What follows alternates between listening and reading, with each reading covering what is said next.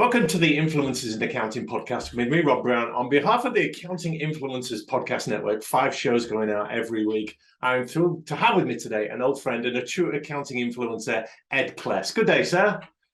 Rob, always good to be with you. Ed, you've been on our shows many times. You come up with some amazing things. I know you're big on the subscription economy, but we were just having a chat earlier, and one of the things you're talking about a lot is innovation beyond technology. So let's dip into that today. Just first off, real quick, tell our listeners that haven't come across you a little bit about your world. Sure. I have been working for Sage for, believe it or not, 18 years. Wow, that's a long time in this game. It is a long time in this game, but love my work. I love working with the folks that I do, our accounting partners and influencers, as well as the folks who resell our software in the mid market. Well, I guess it's not resell anymore because it's all deployed in the cloud. But I love working with those people. Love helping them make their businesses better. It's like I do one job and I get 3 times the benefit because I help Sage, I help our partners, and hopefully I help our customers too. Yeah, and you're not just in fintech; you're an entrepreneur at heart as well. Ed, you're always learning, you're always trying new things. Tell us a little about VeriSage and the other things you're involved in outside Sage. Yeah, so VeriSage is a think tank that was started by Ron Baker and Dan Morris, as well as Justin Barnett back in, I guess, the late 1990s to really help the value pricing movement move forward.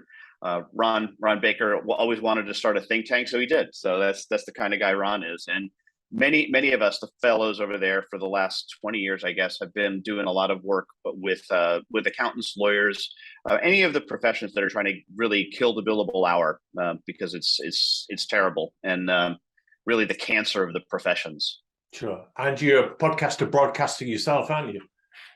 Yes, I've got 2 podcasts as well. One is the Sage Thought Leadership podcast that I do for Sage, and that's not quite 5 a week, Rob. I'm not sure how you guys are doing that, but it's twice a week. And then I also do an hour-long podcast with Ron Baker as well, called The Soul of Enterprise. So yeah, listen to it. Great show. Ed, what kind of shape is the accounting profession in right now, do you feel? There's a lot going on.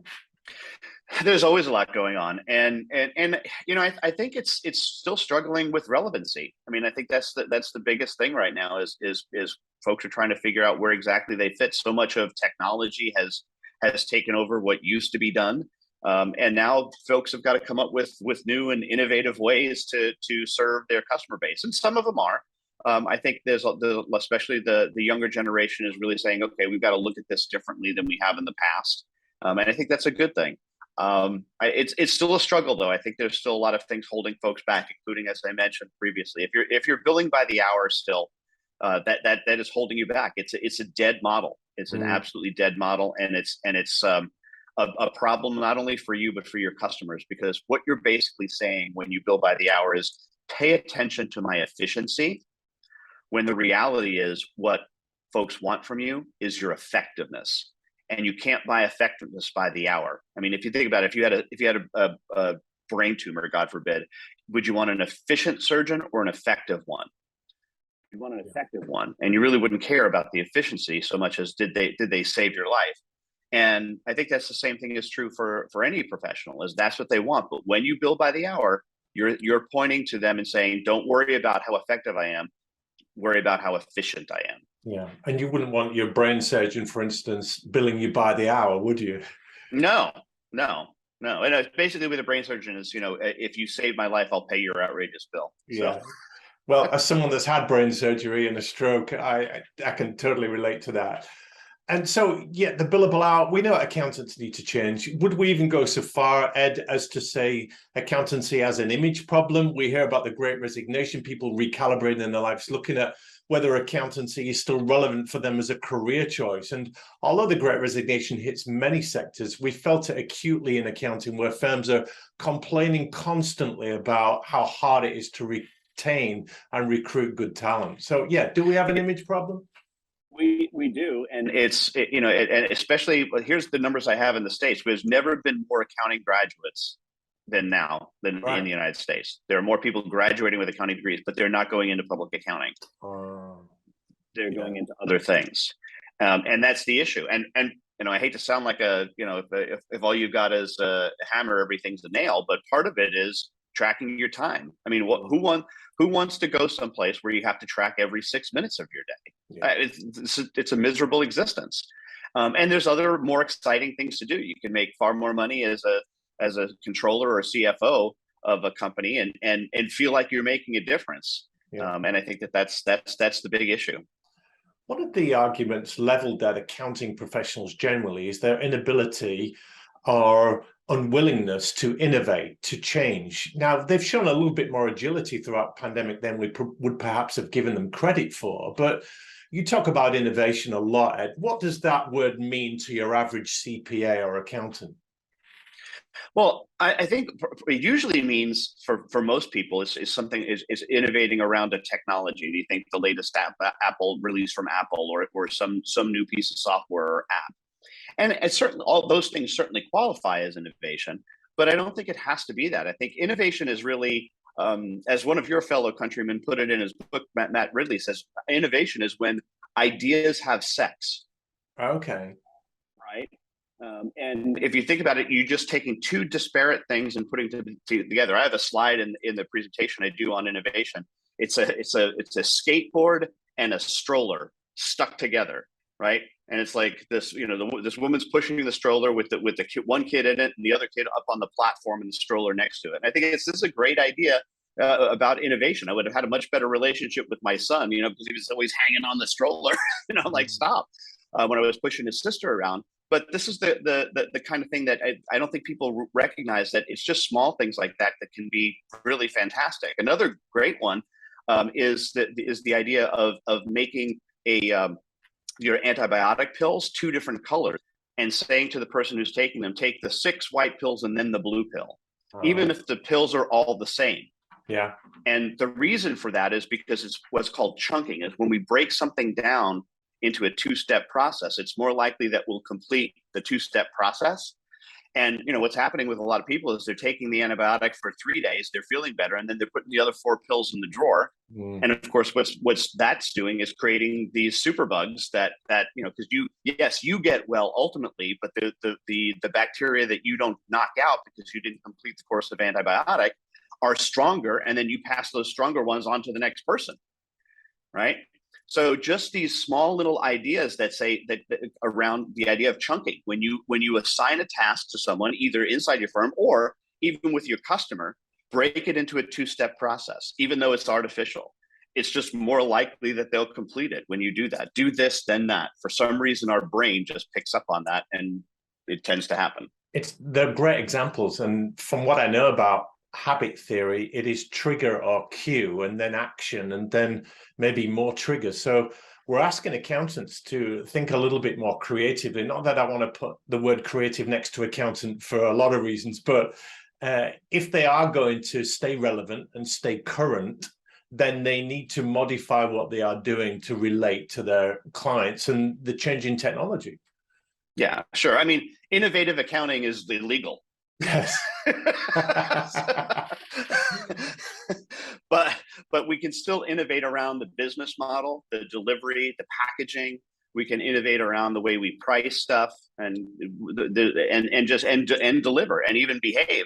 And one of the things that I think we can innovate around is just the language that we use. You mentioned the whole notion of subscription pricing earlier in the introduction. And I want to say, one of the things that you can innovate around is changing the term you use to call the people that you serve, from clients to members. Wow. Yeah. Well, what are they members of? They're members of your club. They're members, and that changes your mindset. So just small shifts in language sometimes can be the thing that spurs on innovation. And the community movement is really growing. If you get people to be members of something, a tribe, a community, they then start to talk to each other. So you're not just the conduit there. They start to have conversations, and that creates stickiness and loyalty, doesn't it? It sure does. I mean, and why wouldn't you want your members, what you used to call clients, talking to one another and sharing ideas? One of the most valuable things that we have in this world is our social capital, right? The people that we know and the connections that we've made. and how we can sometimes put those things together. Even there's a strength and weak connections. There's hey, I know this person who might be able to help you, and getting those folks together, even if it's not a strong connection that you have. You don't have to be best friends with everybody, but you can be the person who has the ideas of making the connection, of putting two people together who wouldn't have known one another but for your influence. Yeah, and you and Ron Baker have been on the crusade with killing the billable hour for many years now. We don't see massive shifts in the accounting profession. What would you say to the accusation of the profession, Ed, that they don't do anything different unless they're mandated by law to do so? Yeah, it's sad but true. But it's not always true, and I think that's what we're starting to see happen. Those that are willing to change and are willing to innovate are starting to eat the lunch of the others that haven't, that aren't innovating. So I think that's an important point. One of the quotes that we talk about in when we talk about subscription is from Teen So, who says in 5 years you're going to be able to you're going to subscribe to everything. And I don't know if that's necessarily true. In fact, I know it's not true from the fact that he said that more than 5 years ago at this point, because his book came out. Could be prophetic, though, Ed. Yeah, but Ann Genzer wrote a book called Subscription Marketing, and she said it's not that you're going to subscribe to everything; it's you'll have the option of subscribing to everything, because every business is going to have a competitor that is going to have some kind of offering that allows for subscription. So you're going to have to take that into account regardless. Even if you are not changing your pricing, you're going to have to take into account that others are. Yeah. And I think that's a good thing. You've been on a previous show to talk about the subscription economy, Ed, and you mentioned there's some examples of you buy a car. It's no longer a transaction. You are becoming part of a movement. Just unpack that a little bit again for us, and we'll put the link to that in our show notes. Yeah, it's beyond that. It's just the car. I subscribe to a sausage. I subscribe to, but what I really subscribe to is Friday nights out on my back patio with a nice glass of wine and a charcuterie board with my wife. Yeah. That's what I subscribe to. They don't have to. And the thing is what we have to recognize is, what is it that you want your customers ultimately to buy from you? What is that? What are they buying from you? And for accountants, I think the answer is ultimately some form of peace of mind. That's what they're buying. They're buying peace of mind. They're not buying a financial statement. They're not buying a tax return. They're buying peace of mind. And once you recognize that that's what they're after, you have to create the offering that surrounds that.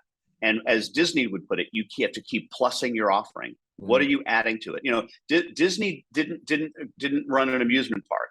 He ran a theme park. He didn't have rides. He had attractions. See, there's those language changes again.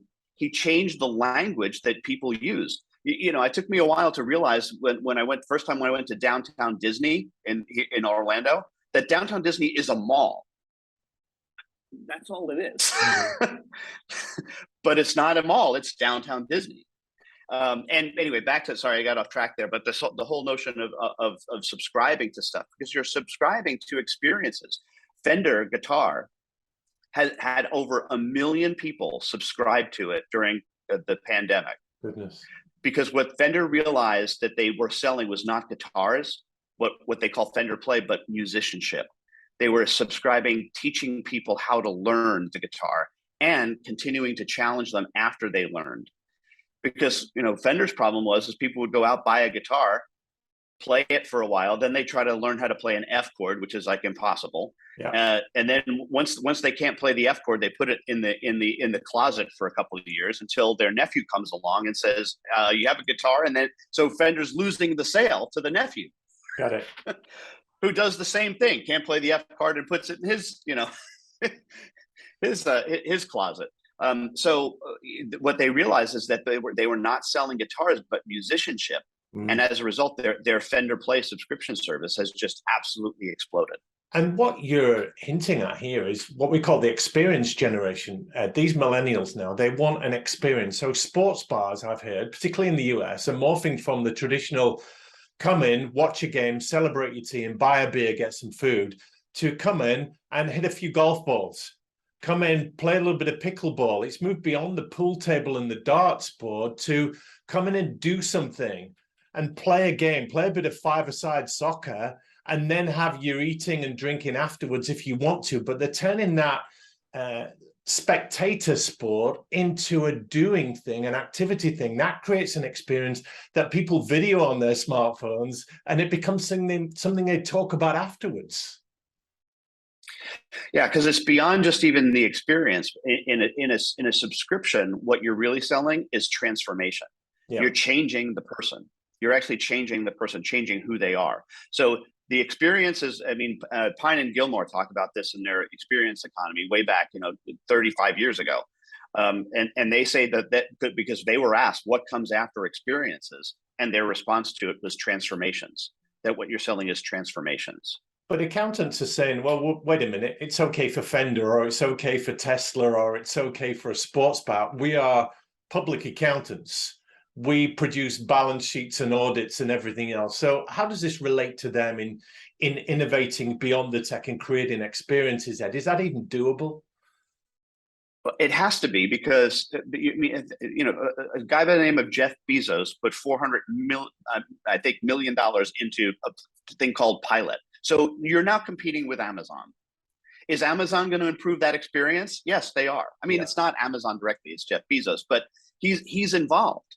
So I mean, this one of the questions that Ron and I asked last week at our session that we did for Professional Pricing Society on subscription.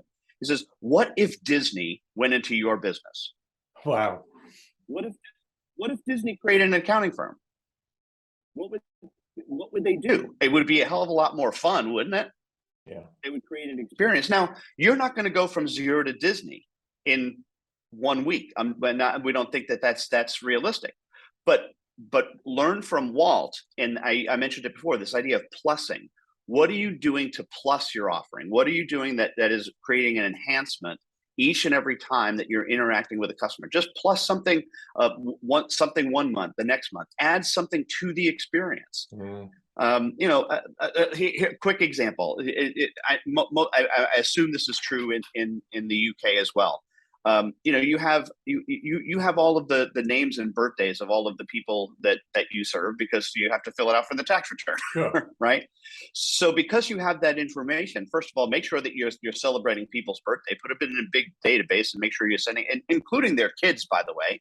And as you know that their kids are about to turn an age where they're going to go on to higher education, maybe you can help structure that for them and be proactive about going out to them and saying, hey, listen, I know, Jeff is about to go on to university. Maybe there's something we can do to change to help you make that happen.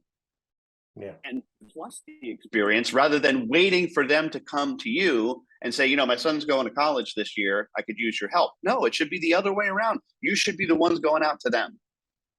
You're making accountants proactive here, Ed, and they're all sitting uncomfortably because they're complacent with an elegant monthly recurring fee business model. Many accounting firms have grown throughout the pandemic without doing very much at all. So the incentive to change is perhaps not as big as we'd like it to be. But then irrelevance, I guess, is the biggest incentive if you don't change. Right. Well, that which kills you does not look like you. Right? So the thing that's going to be a problem for the accounting firms maybe isn't an accounting firm. Maybe it's Bezos and Pilot, or maybe it's something else. Maybe it's your bank. Yeah, that's going to start offering these transaction services and do this stuff in the background because they have all of the information as well. And you're right, saying your competition is everywhere. You walk into a hotel and get a great experience with the service and the welcome. You're going to compare that to walking into an accounting firm's lobby and seeing how they treat you. So this is brilliant. Just in closing, a few words of encouragement or inspiration to our accounting practitioners all over the world. What do they need to do or even just think about to stay relevant and competitive in today's crazy world? Just begin to think about changing, and it can be something as simple as just the language that you use, as I mentioned earlier. There's the famous quote from Archimedes. If I had a big enough lever, I could move the world. Yeah. It's a matter of where you put that lever. And so make sure that you're doing things that are important to you, and language changes would be my suggestion, because although they seem to be small, they change the mindset. Even the +1 for me, that's a real game changer. And just what extra can we do that's low value to client that creates any kind of experience? You've got something a little bit different.